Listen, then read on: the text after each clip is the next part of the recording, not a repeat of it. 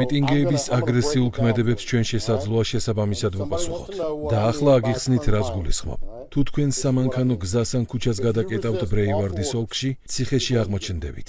თუ გაქცევას შეეცდებით, ციხეში ცუდ მდგომარეობაში აღმოჩნდებით, რადგან ჩვენ მაინც აუცილებლად დაგაკავებთ. თუ ჯგუფურად შეეცდებით მანქანების დაზიანებას ან დაყაჩაღებას, ან არ მისცემთ მძღოლს გავლის საშუალებას, მანქანას უფლება აქვს გადაგიაროთ და თქვენი სხეული ტროტუარამდე მიათრიოს.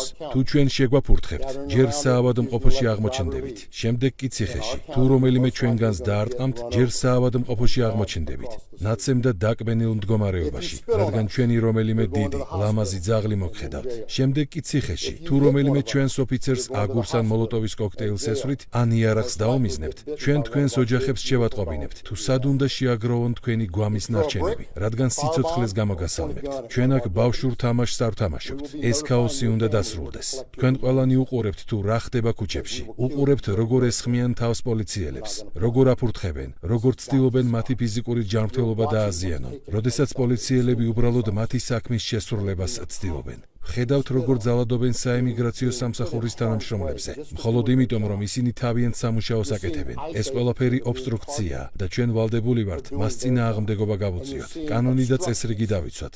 რომ შევაჯამოთ, თუ არ გსურთ ზემოთ ჩამოთვლილიდან რომელიმე გადაგხდეთ თავს, დაემორჩილეთ კანონს. გააპროტესტეთ რაც გნებავთ და რამდენი ხნითაც გნებავთ. თუმცა ეს მშვიდობიანად უნდა გააკეთოთ. ხმამაღლა გამოხატეთ თქვენი აზრი. ჩვენ ამას მხოლოდ მივესალმებით, თუმცა კანონი არ დაარღვიოთ.